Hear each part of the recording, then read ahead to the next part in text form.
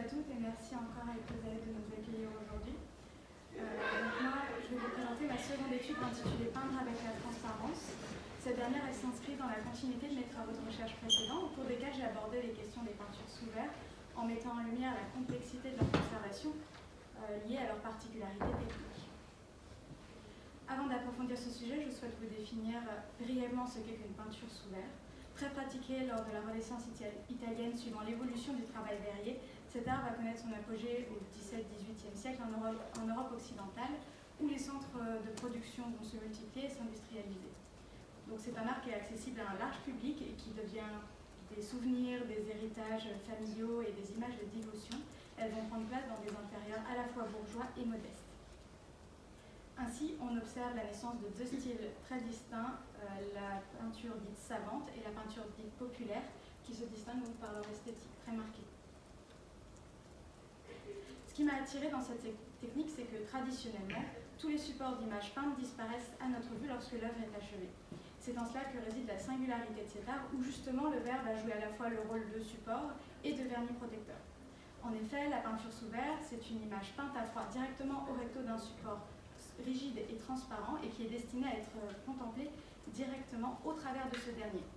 Ainsi, l'artiste doit opérer un renversement des techniques traditionnelles de peinture puisqu'il doit commencer par les détails les plus fins afin qu'ils ne s'effacent pas sous les aplats des couches ultérieures. Par exemple, contrairement à une peinture sous toile, la peinture sous verre se construit donc à l'envers. Le peintre va commencer par faire sa signature, puis il commencera par les détails les plus fins comme les yeux, la bouche, le nez. Excusez-moi. Ensuite, il va s'attarder à des détails un peu plus larges jusqu'à la peau, un autre fond et le fond final, ce qui donne au revers un aplat complet on peut seulement observer l'œuvre par son recto. Cette approche demande donc une grande anticipation et une parfaite maîtrise, d'autant que l'artiste doit également prévoir un retournement du motif final. En effet, le dessin préparatoire va être décalqué par l'artiste au travers le verre, et comme le décrit l'artiste contemporaine Isabelle Regout, si le créateur souhaitait représenter une voiture dans une rue parisienne lorsqu'il retournera son travail pour le contempler, il aura la surprise de découvrir une voiture anglaise dans des rues de Londres. Donc on peut observer cette difficulté sur certaines créations de Christ Rédempteur qui vont lever la main gauche plutôt que la main droite, ce qui altère irrémédiablement le message de ces ouvrages. Donc cette rapide description nous montre la complexité technique et la gymnastique cognitive que représentent ces ouvrages. Cette première approche au cours de mon Master 1 m'a permis de distinguer une constante mise en opposition entre l'art de la peinture sous verre et du vitrail, un contraste utilisé dans la majorité des cas de manière à éviter toute confusion entre ces techniques. Par conséquent, j'ai supposé qu'elles partageaient comme caractéristique commune bien plus qu'un simple support vitreux, ce qui transformerait l'interprétation de certains de ces ouvrages. Donc au travers de cette présentation, je vais tout d'abord vous exposer mon cheminement méthodologique, puis je vais aller faire une synthèse détaillée de mes recherches, et enfin je conclurai la description de ces travaux par les limites que j'ai rencontrées, ainsi que les apports et l'ouverture sur le champ de la recherche qu'il permet. Donc la première étape de ma recherche a été l'exploration des sources écrites qui entourent les pratiques artistiques. Celle-ci a été indispensable pour identifier les historiques respectifs des deux techniques.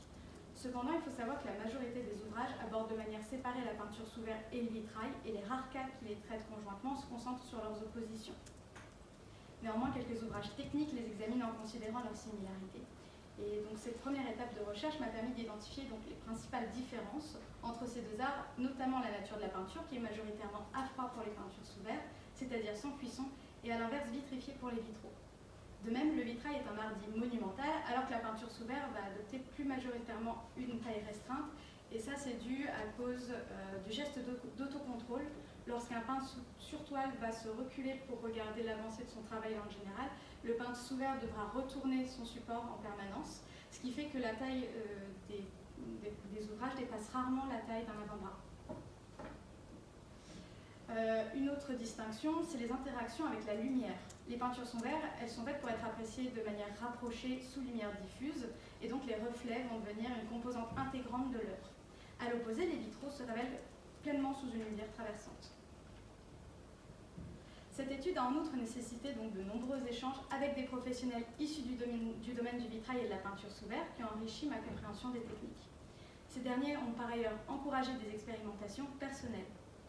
Le besoin de précision des pratiques a également conduit à l'élaboration de maquettes et de schémas qui ont conforté ma compréhension des défis propres à chaque technique et qui ont appuyé mes propos.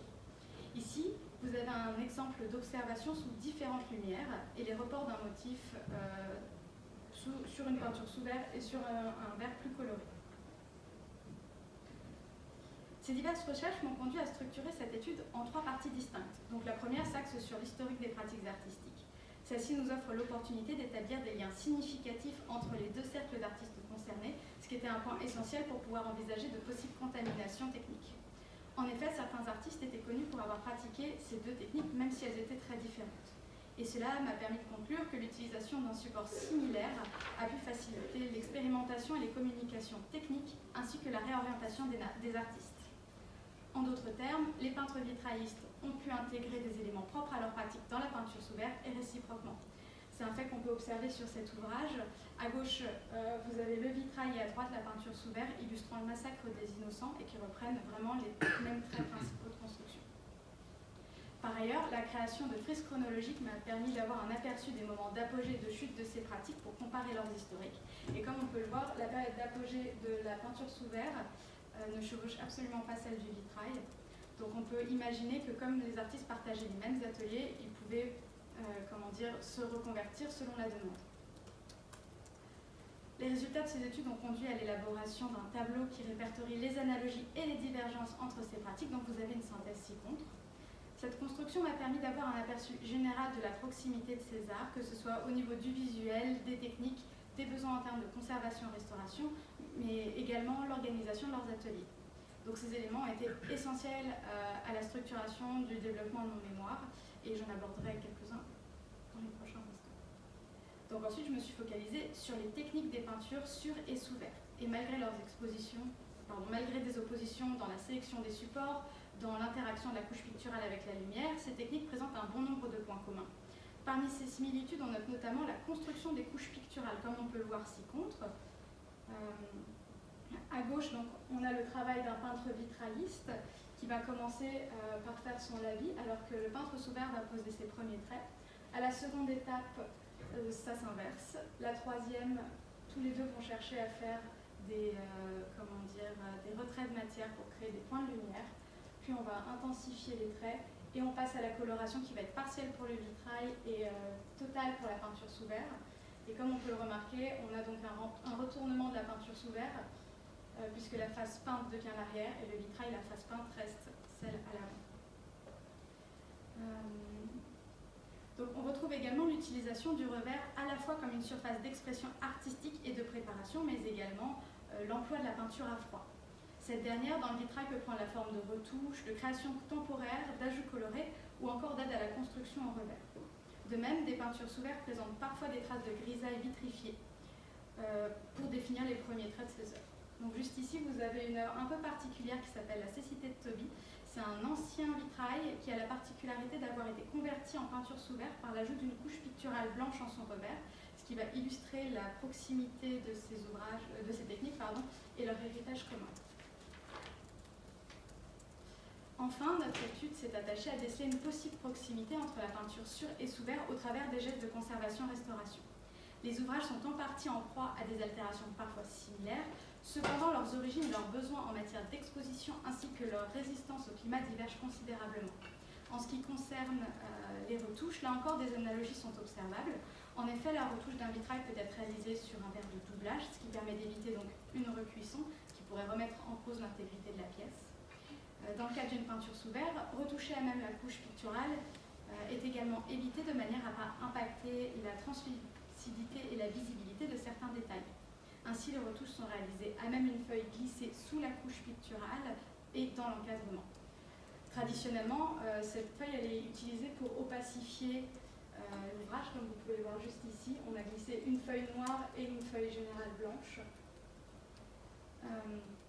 Donc les détails vont être réalisés à même cette feuille et vont compléter les manques qui sont sur la couche picturale de la peinture sous verre. Ainsi, la majorité des opérations de restauration divergent du fait des fonctions même des productions et de leur relation avec la lumière. La difficulté de cette étude a été de réaliser un corpus des œuvres afin de donner à ce travail une vision d'ensemble des pratiques et des échanges entre ces deux formes d'art, étant rarement exposées conjointement.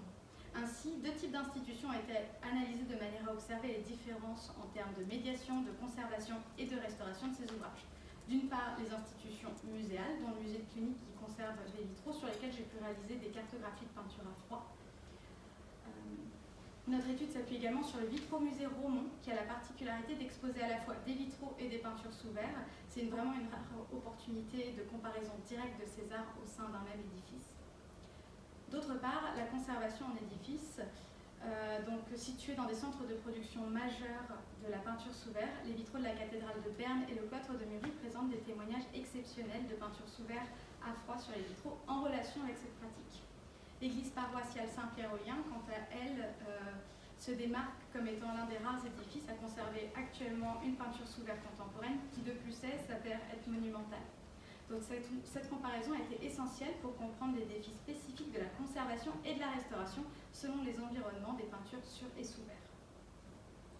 Cette étude avait pour objectif d'explorer la proximité de ces arts, qui s'est avérée donc positive au regard de l'historique et des techniques, mais qui sont cependant totalement différents en termes de traitement de conservation et de restauration. Il est donc nécessaire d'envisager chacune des techniques au regard de l'autre pour forger une analyse solide de chacun de ces spécimens. Donc, comme vous avez pu le constater, la dispersion de ces œuvres présentant les attributs spécifiques propres à mon étude a rendu l'établissement d'un corpus particulièrement ardu. De même, ce travail se veut avant tout introductif et brasse de manière large les similarités entre ces techniques, mettant de côté les continuations contemporaines. Ces dernières pourraient être approfondies d'ailleurs parce qu'on a encore beaucoup d'artistes qui expérimentent les deux techniques. Il est également envisageable de prolonger cette recherche en comparant les techniques, les techniques des peintres sous verre et vitraillistes avec celles de la peinture de Chevalet. Et je me projette dans cette étude au cours d'une thèse dirigée par Madame Delphine Morana-Burlot, durant laquelle je souhaite étudier la relation qu'entretiennent donc les peintres sous verre avec les peintres de Chevalet. Je vous remercie pour votre attention.